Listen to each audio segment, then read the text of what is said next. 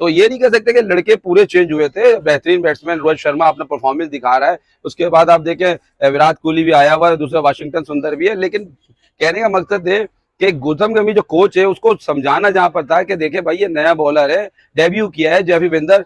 मेरे को तो एक तरफ ऐसे ही लगा कि श्रीलंका वर्सेस इंडिया का मैच नहीं हुआ, मैच तो इंडिया वर्सेस जेफरी विंदर का था। बात है कि अगर 116 पे एक आउट और 9 विकेट हमारे गिर गया है, मतलब 100 रन 110 रन बना के, तो बड़े अफसोस की बात है। बाकी कोई बात नहीं, तीसरा मैच है, इंशाल्लाह जैसे भी मेहनत करना है। अस्सलाम वालेकुम जी, कैसे आप? हमारे साथ मौजूद है हकीम साहब। मैंने आपको कहा था कि इंडिया हार जाएगा, इंडिया श्रीलंका से ओडीआई नहीं जीतेगा, वही हुआ।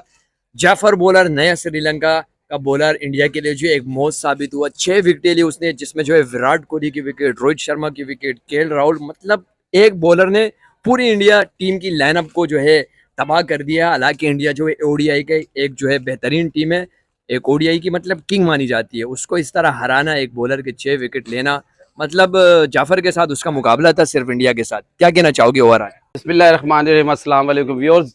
जैसा कि हम सोच रहे थे कुछ और हो गया कुछ है, तौसीफ भाई तो जीत गए हैं, हकीम साहब इस मैच में के हिसाब से हार गए हैं। लेकिन नो डाउट कोई बात नहीं, आप ये देखें कि कोलैप्स तो होना था।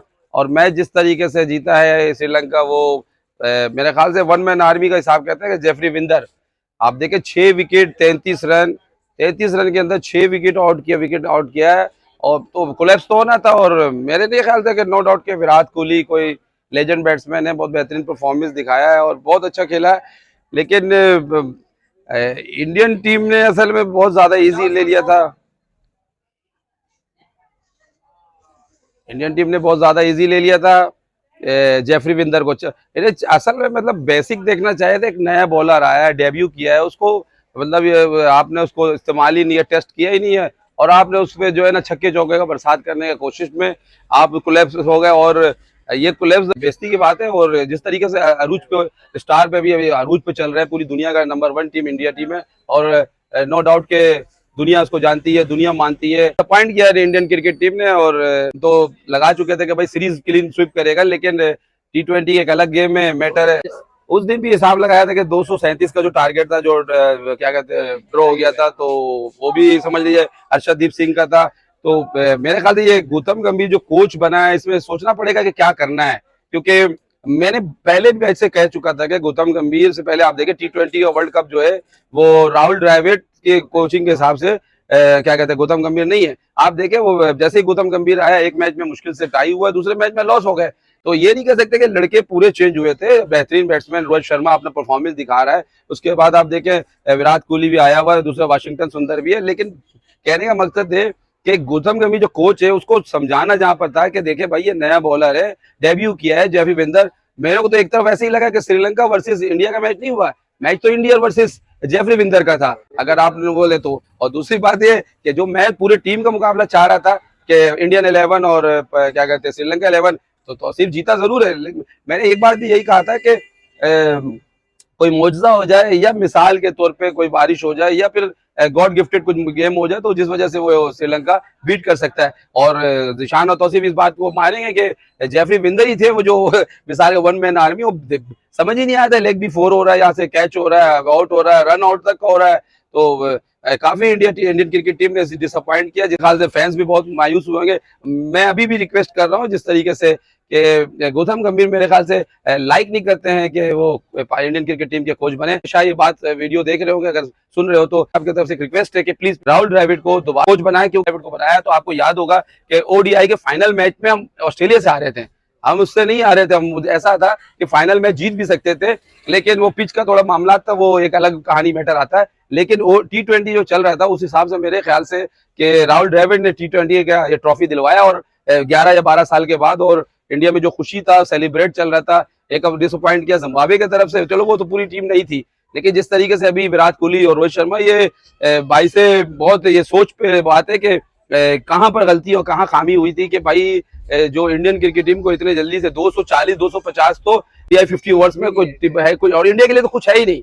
जो हकीकत है कि वो तो बार बार यही कहते हैं कि हमारे को 350 बना के दो, 400 बना के दो। इंडिया इंग्लैंड से हार रहा होता, न्यूजीलैंड से हारता, साउथ अफ्रीका, ऑस्ट्रेलिया से, तो बोला जाता है। श्रीलंका में वो एक खास बात नहीं है। मेरे हिसाब से गलती जो नजर आया, मिस्टेक के जो गौतम गंभीर जो कोच को करते हैं ना कोचिंग, वो कोचिंग में मुझे कहीं ना कहीं कमी नजर आए, और आने वाले दिनों में ये इंडियन बोर्ड को सोचने पे मजबूर कर दिया गया है कि भाई एक टीम T20 का वर्ल्ड कप जीता और अचानक ओडीआई में वो फ्लॉप हो गया। ये इतना बड़ा कोलैप्स, मतलब इतने बड़े कोलैप्स हो, खुद हकीम साहब परेशान है कि भाई ऐसा क्यों हुआ है।